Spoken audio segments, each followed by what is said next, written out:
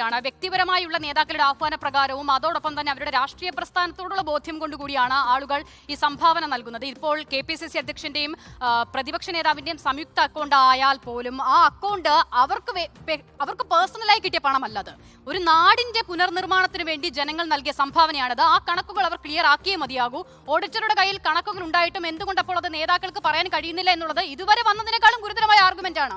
ഇതുവരെ നമ്മൾ ആ കണക്കില്ല എന്നാണ് കരുതിയിരുന്നത്. ഇവിടെ ഇപ്പോൾ ഓഡിറ്ററുടെ കയ്യിൽ കണക്കുണ്ടെന്ന് ഹാഷ്മി ഉത്തരവാദിത്തത്തോടു കൂടി പറയുന്നുണ്ട്. എന്നിട്ടും ആ കണക്ക് എന്തുകൊണ്ട് നേതാക്കൾക്ക് പറയാൻ കഴിയുന്നില്ല എന്നുള്ളത് ഇതുവരെ വന്നതിനേക്കാളും ഗുരുതരമായ കാര്യമാണ്. SKN ഇനിയും അവരെ ഇങ്ങനെ മഴയത്ത് നിർത്തരുത് എന്നുള്ളത് മാത്രമാണ്. അത് മുസ്ലിം ലീഗിന്റെ വീടിന്റെ നിർമ്മാണമൊക്കെ നമ്മൾ കാണുന്നതാണല്ലോ. അപ്പോൾ സർക്കാർ നൽകിയ ടൗൺഷിപ്പിൽ പോലും വീട് വേണ്ട എന്നിവർ തീരുമാനിച്ചത് കോൺഗ്രസിന്റെയും UDFന്റെയും ഉറപ്പ് വിശ്വസിച്ചാണ്. അപ്പോൾ ആ മനുഷ്യരോട് ഇനിയും വഞ്ചന തുടരരുത്, ഈ സംഭാവന നൽകിയ നാടിനോടും.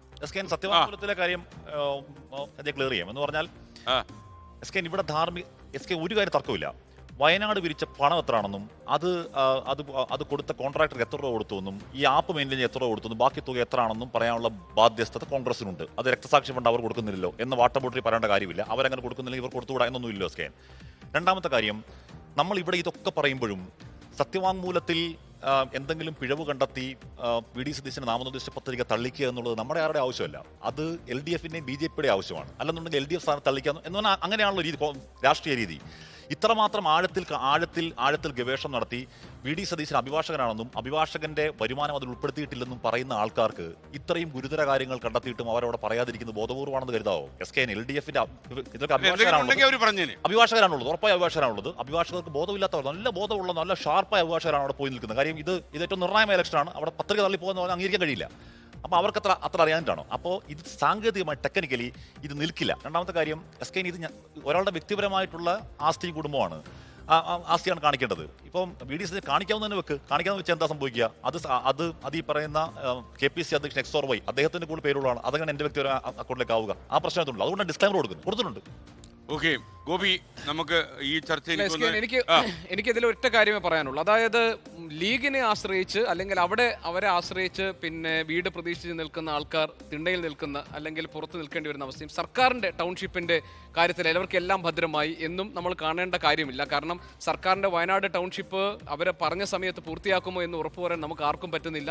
സർക്കാരിന് തന്നെ അത് പറ്റുമോ എന്നറിയില്ല. കാരണം മഴക്കാലം വരാൻ പോവുകയാണ്, ഇതൊന്നും തീരുന്ന ലക്ഷണം കാണുന്നില്ല. ഞാൻ നേരത്തെ പറഞ്ഞതുപോലെ ഊരാളുങ്ങളുടെ തൊഴിലാളികളിൽ പലരെയും തിരികെ വിളിച്ചിട്ടുണ്ട്.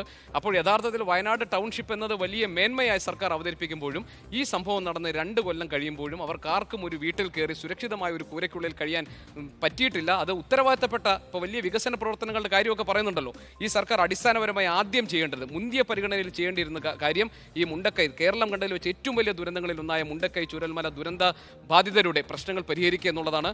അതിൽ വീണ്ടും ഒരു തെരഞ്ഞെടുപ്പ് സ്റ്റണ്ട് മാത്രമായി ഇത് മാറുമോ എന്ന ആശങ്ക നമുക്കെല്ലാം ഉണ്ട്. അതുകൊണ്ട് അത് പ്രതിപക്ഷമാണെങ്കിലും ശരി, സർക്കാരാണെങ്കിലും ശരി, ദുരന്ത ബാധിതർക്ക് വീട് ഒരുക്കി കൊടുക്കുന്ന കാര്യത്തിൽ ആത്മാർത്ഥവും ഒരു ഇടപെടൽ അതിനകത്ത് ഉണ്ടാകണം. അത് കാണുന്നുണ്ടോ സംശയം തോന്നുന്നു. കാരണം K രാജൻ മാധ്യമങ്ങൾക്ക് മുന്നിലാണ് പറഞ്ഞത് ഒരു തീയതി നിശ്ചയിച്ചിട്ട് ഈ ദിവസത്തിനുള്ളിൽ 178 വീടുകളിൽ ആളുകൾക്ക് താമസിക്കാൻ കഴിയും. അങ്ങനെ പറ്റുമെന്ന് തോന്നുന്നില്ല എന്ന് മാത്രമല്ല, ആ ടൗൺഷിപ്പിലെ മറ്റ് 4 സോണുകളുടെ കാര്യം എന്ന് അത് നിർമ്മാണം പൂർത്തിയാകുമെന്ന കാര്യത്തിലുള്ള അവ്യക്തത ഇപ്പോഴും തുടരുകയാണ്. അതുകൊണ്ട് സർക്കാരിന് അതിന് പൂർണ്ണമായ ഉത്തരവാദിത്വമുണ്ട്.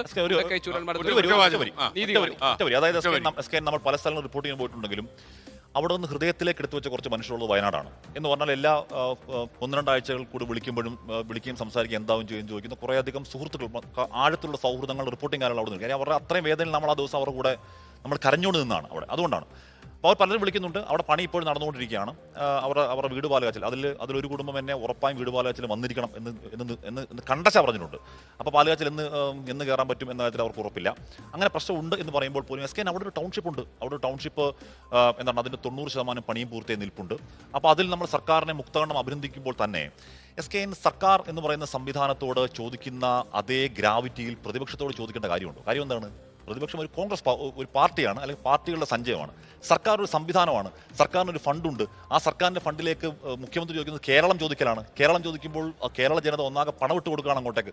അതുകൊണ്ട് കോൺഗ്രസ് പറഞ്ഞ വീടുകൾ എത്രയും പെട്ടെന്ന് വെച്ചു കൊടുക്കണം, കണക്ക് പുറത്തു കൊടുക്കണം. പക്ഷെ അതേ നമ്മൾ ആ ചോദിക്കുന്ന അതേ ഗ്രാവിറ്റിയിലല്ല സർക്കാരിനോട് ചോദിക്കേണ്ടത് എന്നുകൂടി ഞാൻ പറയാം.